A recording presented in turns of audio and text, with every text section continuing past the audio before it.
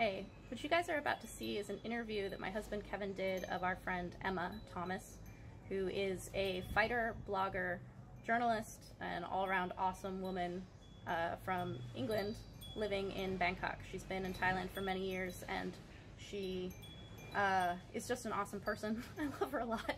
So we did this interview to get her thoughts on some things, and Emma has great thoughts on great many things. So I hope you guys enjoy this interview. And if you would like to support documentary projects like this, check out the link in the description below. It's easy to become a patron. Okay, I'm here with Emma Thomas, extraordinaire. You might know her as Sylvie's longtime friend in Thailand, a Muay Thai fighter, female Muay Thai fighter, and aficionado. Oh, there's traffic coming by. 1 second. Yeah. She and Sylvie did a female Two Ladies in the Kingdom podcast, which you can still listen to. I think we did like 12 episodes of those. One of the best sources of female Muay Thai news on Facebook and on her blog Under the Rope, which you can find her also on Facebook under that. So anyways, I wanted to talk to Emma because she has had this wonderful, extraordinary life in Thailand that people don't talk about a lot, which is she came to Thailand, got bit by the Muay Thai bug, became a female Muay Thai fighter, was very passionate about the sport, but then as she lived in Bangkok, she grew into a kind of expat life that Bangkok offers other things beyond Muay Thai, and she's been able to integrate a Muay Thai passion with a deeper, more satisfying lifestyle that is beautiful. So I wanted you to describe maybe about how you moved from a Muay Thai, solitary Muay Thai passion to becoming a writer and participating in some of the really interesting kind of art scene and food scene of Bangkok. Okay, well, for the first 4, maybe 5 years that I was here, it was just Muay Thai, it was just fighting, and I went to work, I was teaching English, and other than training in the morning, going to work in the evening, like that was all I did for like 4 years. I didn't have much of a social life at all. The only people I hung out with were people from the gym. Which is kind of common, right? And I was happy with that, yeah, like that's not a complaint at all, like that was what I wanted. Yeah. And then it wasn't really planned, but I stopped fighting for a while. Maybe it might have been 1.5 years, because I was transitioning from one gym and then finding another gym, and in that space I started to find other things because I wasn't fighting, so I had to find something else, you know? Right. And then I kind of let myself enjoy just living in Thailand a little bit more, like, oh, there's other stuff I can do, like, what were some of those early things that started to appeal to you as you lived in Bangkok and you were kind of searching for a new gym situation? Yeah. Right? I just kind of enjoyed living in Bangkok. Like, a lot of people complain about Bangkok. Like, a lot of people who come to visit me are like, why the fuck do you live here? Like, it's horrible. Which I actually get that. Like, I thought that when I was traveling. I was like, I would never live here. Like, I didn't move to Bangkok by choice. I was sent there for work, and then I just stayed there because I liked it. Right. But it has such like a rich, like, expat community. I got involved. I started going to things like poetry nights, comedy nights, like finding new restaurants and stuff, just being social and stuff I just didn't do before, because as well as, you know, fighting doesn't leave much room for that, but I'm really introverted as well, so right. I would spend a lot of my time by myself, and I was writing all the time. At that time I was just writing my blog, and I was just doing it for free by myself, so I was in my room all the time. And then I ended up, after stopping fighting for a while, I decided that I wanted to stop teaching. Right. And transition out of that, because I thought, you know, I've been teaching for like 6 or maybe 7 years, and I loved it. Yeah, you expressed that it was a very satisfying experience, yeah, but also that it kind of ran its course at the same time. Yeah, I mean, that was definitely the way it felt. Like, when I started it, teaching was literally just a way to stay in Thailand. Like, right. I never saw myself being a teacher. Yeah. I was not even comfortable standing up in front of a group of people and talking at all.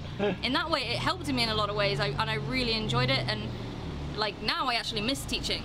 I miss the social aspect of it. What did you find in teaching that was surprisingly satisfying or rewarding for you? teaching helped me to learn so much about Thailand, Thai culture, Thai language. Like I learned most of the Thai that I know from teaching English. Through your students, which right? is interesting. Yeah, interesting because I was never allowed to speak Thai in the classroom. But in like teaching certain vocabulary and things, I would always get it back to from them in Thai, and I learned so much that way.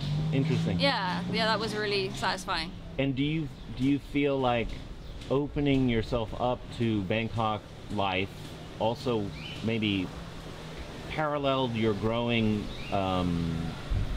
fluency in Thai? Like, was the language part of the connection for you, or maybe not?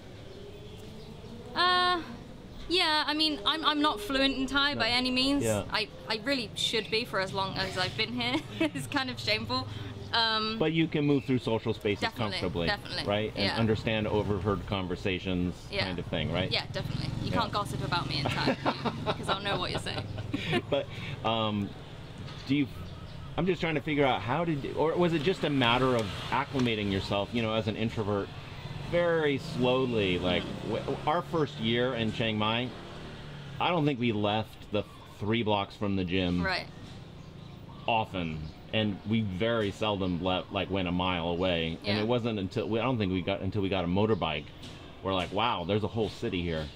Yeah. And we're kind of introverts, so do you think that's what it was? Just very slowly acclimating yourself to your neighborhood? And Yeah, and I mean, there's so much that Bangkok has to offer, and I thought I'm not wasting my time with training and stuff, but I could have been taking more opportunity to discover the city rather than just like napping all the time. And so what are some of the things that your friends see when they come to Bangkok and that you saw that are like, I would not live here? Just to one end of the spectrum. Things I still complain about and everybody still complains about is the traffic and the air. The traffic is crazy. Yeah, it's insane. Crazy. Which is even crazier now. I cycle around Bangkok now. Oh, And that's nice. I never would have done that before. It was only because one of my other teacher friends, she left Thailand and she left me her bike, and I was like, I'll just ride it to like the 7-Eleven and to the gym and stuff, and now I ride all around the city. Oh, that's very cool. I love it. Yeah, it's a really cool way to like explore the city and just, yeah. So traffic, smog, like pollution, air quality. I guess some of the things that I hated about it now are what I really like. Like I was never like a city girl. Like I come from a really small town where like everybody knows each other. You can walk everywhere. Right. But I love that like there's so much to discover in Bangkok. There's always something new popping up that you can go and check out. And how do you find out about those things? Watching things on Facebook yeah, streams? a lot of like Facebook groups and stuff. Yeah. I think most of my friends here I met through my blog. Oh, really? Yeah, that's really interesting. Like a lot of my closest friends I met like online here. Oh, that's very cool. Yeah, like I reached out to Sylvie first online, and then that's how true. that happened. Sylvie's had some very good friendships develop out of Yeah. just a YouTube comment. I mean, it was kind of amazing. YouTube comments are seldom It's seldom, right? Exactly. But I think if I hadn't started writing and putting things online, I don't know that I would still. I can't say that I'd still be in Bangkok, but my life would be very different. it might not have developed in that way. I might not be as satisfied with it. And what encouraged you to start writing? Like there's probably a lot of people who are like, I'm living an interesting life, or I have wonderful thoughts that I'd like to share, but blogging is really hard. Yeah. Like it's a lot more work than it looks like. What got you going in that direction? I've always loved writing. I've always been like a big nerd. Like I love having like some homework to do and that kind of stuff. And at that time, what was this, like 5 or 6 years ago, there was really not that much for female Muay Thai out there. Now there's a lot more than there used to be. But there really wasn't much. Like there was Sylvie's blog, and there was like a few websites that had already died. Oh, yeah, that's kind of weird how that happened. Yeah, so that was kind of it. At the time, I was like, I'm a nobody, like, you think, I'm not a champion, who's going to listen to me? And then you realize, like, that doesn't matter at all. And it's almost more important the other way, because people identify with who you are, right? Yep. Yeah. And there's a lot more people out there who aren't champions than are supposedly champions, right? Absolutely. Yeah. So that's one reason why it's important for women to share their stories, I think. Yeah. 100%. Yeah. And then one of the more amazing things about you, which still hasn't played out, is that you got involved. I don't even know what the technical term is for this. Powerlifting? Yes. Is that what it is? Powerlifting. Yeah. Now, if I had met you, well, when I did meet you 6 years, I don't know how many years ago, I don't think I would have put that on the list of the one of 10 things that you might be doing. No. Which is kind of amazing how you're open to these dramatic changes, like these choices. Yeah. Like you didn't know you'd be a Muay Thai fighter. Well, you didn't know you'd be a power lifter. That was exactly the thought process I had. Was I walked into like a strength and conditioning gym because I wanted something new. I wanted a new kind of training. Like the thing about Muay Thai is I love it and I'll always love it, but it's so repetitive that sometimes you just think I need something to supplement this to stop me from going a little crazy. And I was going through one of those periods, and I thought I'll do some strength and conditioning. Like my body wasn't really responding anymore. Like I wanted to see some changes. You didn't feel like you were growing. Yeah, which exactly. a lot of people encounter in Muay Thai. I'd hit like a kind of a plateau, and so I needed something else. So I walked into the strength and conditioning gym. That ended up being like a life-changing choice. And did you like it right away, the first bar you grabbed? Yeah. Oh my God, really? Yeah. What did that feel like? What was that thing you're like, this is missing in my life? Yeah, it's like when you first hit pads for the first time and like you feel powerful and you didn't know you had that. Like it's really, this is kind of embarrassing, but as someone who like fought for several years, like I couldn't even do like pull-ups, you know? Like I struggled with that kind of stuff. Different muscles. Yeah, and I mean, if you're just training the same things all the time and nobody's really pushing you to do that, you're just not going to do it. You're never going to get it. Totally. So, yeah. So at that gym, they had like just a once a week Saturday powerlifting class, and to define what powerlifting is, it's 3 big lifts. It's the squat, deadlift, and bench press. So it's nice that there's not like 23 things to... Yeah. You just get good at these 3 things, and it's right? not like Olympic lifting where it's a lot of like overhead stuff and it's, you know, quite dangerous. Yeah, I love it. And I was only doing it for a couple of months, and my coach said, there's a competition coming up and I want you to do it. And I was like, Did you think it was crazy? Absolutely. I was like, I can't do that. Like, when I first started, I'm not even joking, I couldn't even squat like all the way down. Like, I was squatting at like a right angle. I was like, how am I supposed to go into a competition if I can't even squat properly, let alone squat heavy? Wow. But I was really lucky to have like a really, really good coach who, you know, really encouraged me and believed in me. And then I joined that gym in May. So this is not even a year. And then I had my first competition in October. God, that's and great. I just had my second one a couple of weeks ago.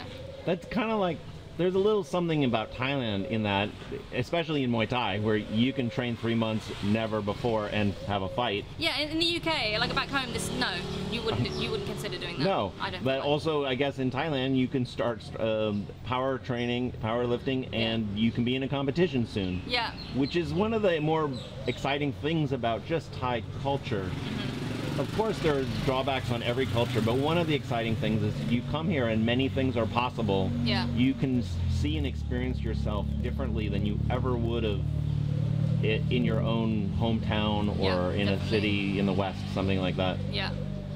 I don't know, that's very cool. And one thing that was different is, obviously there are many more women in Muay Thai than there used to be, but you still feel very much isolated within your gym. That is true. And then, you know, there aren't many women in my gym, and a lot of the time I'm the only person there, but there's a lot of very small-bodied Thai women who are, like, killing it in powerlifting. Like, they're lifting heavier than I am, and they're, like, Sylvie size. Wow. Yeah. Like, Thai women seem to do very well in Olympic weightlifting.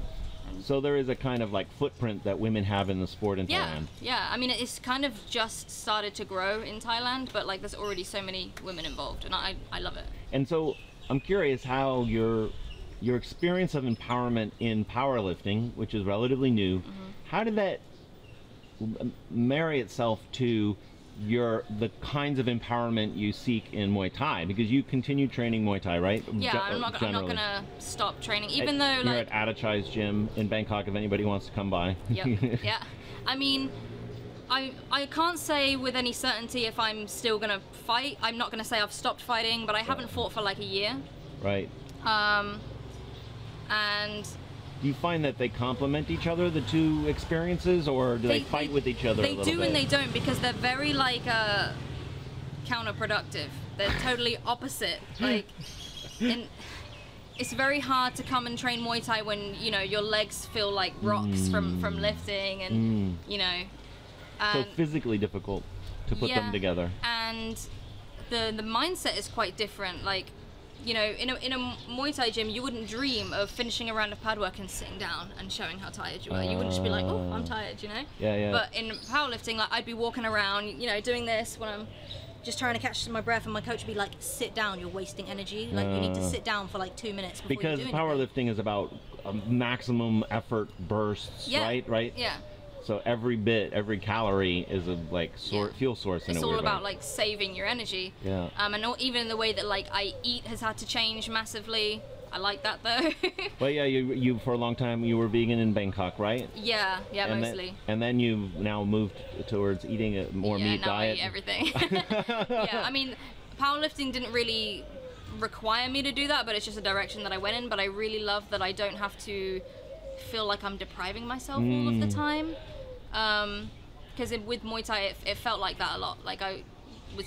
You're always an austerity kind of feeling to it. You're constantly trying to get as small as you can possibly be. Whereas with powerlifting, you're always encouraged to make sure you eat, because if you don't eat, you're gonna lose strength. That's very interesting.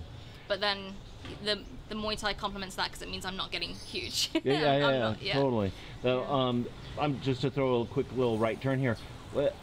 What is the food experience like in Bangkok? We've stayed in Bangkok a month or so, and there were some pretty nice food restaurants. There is so much, like variety wise or quality wise or creativity wise. All of it. And it's in reach, kind of like. Yeah. So you get on the subway or take a taxi to a restaurant that you heard of or someone says they liked, and. Yeah, I mean, I was quite lucky because after I started teaching, I started freelance writing. And one of the jobs that I got was for a fine dining magazine, and they would send me to Michelin-style restaurants, and that let me like get another view of. I would never go to a Michelin-style restaurant. I can't afford that shit. But there's so much of that in Bangkok. There's one restaurant called Paste, and it's run by this chef. Her name is Chef B, and she was named as Asia's best female chef. Whoa! And her food is so good. That is very impressive. Yeah. You've eaten there one time? Yes. Like, do you want to eat there again? Yeah, I definitely recommend it. Wow, that's kind of cool. I actually just wrote for a women's travel magazine. I wrote a feminist city guide to Bangkok, and I included that place. Whoa, yeah. That's very cool. As a writer, I mean, you are able to support yourself as a freelance writer. Yep. What is that? Just a nerve-wracking thing, or is that kind of is there like a liberation to that feels really good, and you'd encourage other people to think about it? Yeah, there's definitely both of those things, because I love the freedom that I have, especially because I like to train so much. Sometimes I'm training 3 times a day, and I work when I want to work. If I only want to work between the hours of like 9 p.m. and 1 a.m., that's what I'm going to do to make my training work. But then at the same time, when you're scrambling, like the last week of the month, like shit, I need to make up some numbers here. But then, you know. And you've mentioned to me that there's a lot of pitching. You have to send a lot out, and you have to basically take rejection frequently. Yeah, and do you know what? Freelancing has been a really good exercise in knowing your worth. Because people are always going to try and undercut you, and you have to have the confidence to be like, I'm worth. You've got to pay me more than that. And I am not good at that at all. But getting better, right? Yeah, it's really helping me to do that. Yeah, that's another good thing that's coming out of it. That is so cool. Yeah. Well, what I like talking to you, thanks for talking to me. I really want this version of experience, because really what mostly gets talked about is you got a Muay Thai passion, or you get bit by the bug, and as a female, and you just kind of like get buried in the gym. Like the gym is your life, and you burn out. You kind of burn out. Like everything kind of gets locked in place in your gym, and it's not because you're wrong or the gym is wrong, although there could be problems in either case. But the idea that you can grow into a more rich experience in life in Thailand is kind of cool, and I want to see that. I mean, and I get this not with a lot of expats that I meet, but definitely I get it at home when people are like, when are you going to leave Thailand? Like, they think there's just a specific period that I'm going to be here, and then it has to run its course, and then I have to go home or go somewhere else. And I'm like, no, with or without fighting or Muay Thai or whatever, there's so many other things I can do here, you know. Right. Yeah, you could still have a rich life in Bangkok without One last thing, would you? How important? I'm going to return to this question. How important is learning Thai if you really want to get in, or is it just that there is a expat life here that really you don't really need to know Thai? Like, you know what would you say about that? There are so many foreigners in Thailand and in Bangkok especially, I feel like, who I've met people who've lived here for 10 years and don't speak Thai. Yeah. I don't recommend that, just to say. But so obviously it's possible. I guess you don't need to speak Thai. But I think if you really wanna immerse yourself in Thai, you really want to learn about Thailand while you're here. Like if you don't learn Thai, you're missing out on so much, I feel like. So you'd be like, if you're planning a long-term trip, you'd be like, start brushing up already. Yeah. Just out of your own satisfaction, right? Yeah, I think it adds a layer if you speak Thai. And if you don't, you're always going to have to rely on somebody else. That's true. That's what happens with me. I don't know Thai. I've been here a while, Sylvie, and I'm like, Sylvie, oh man, it drives her crazy. And especially I live alone, so I can't do that. You know? Yeah. I mean, now it's easier than ever. I feel like there are apps and stuff you can use. Really? Yeah. Like little translation apps? I haven't used them, but there's like little translation apps and stuff you can use, so it's not as hard as it used to be. But I meet a lot of, especially guys, who they get with Thai women and they use them as their translators, and then there's like no incentive for them to learn Thai, which is weird because their girlfriend is Thai, but they're like, she speaks English, so it's fine. Oh, I want to ask you, but I was about to end the conversation, but I wanted to ask this thing that we've talked about before, but I wanted a fresh answer on this. Okay. There is a thing in Thailand where Westerners come and move here, they become the expat, they join the expat community, and one of the themes of expat attitudes about Thailand seems to be this like perpetual complaint culture of Thais are always doing this, they're always charging for wrong, they're whatever. It is a slightly paranoid, perpetual dissatisfaction with the people they're living among. They become very bitter. Yeah, and it feels like the online complaint community amplifies it, makes it more, makes it stronger. What is a little worrisome about it is then you're just more aware of how unhappy it can be, right? Yeah, it definitely can be like a lonely experience, but the good thing about immersing yourself in a Muay Thai gym, if you're in that space, you're gonna learn Thai, you have to learn Thai. For me, I really like that because I'm living like an expat life, as you call it, but like I am and I'm not, because I spend a lot of my time with Thai people, so I have to speak and learn Thai. But I think there are a lot of expats who they work in international schools, or they're surrounded by people who speak English, and they just don't have to. But there are a lot of people who they stay here for a long time and they become like kind of jaded, like they want to live in Thailand and enjoy everything that it has to offer, but at the same time they want to complain about it all the time, and a lot of them really look down on Thai people. That pisses me off.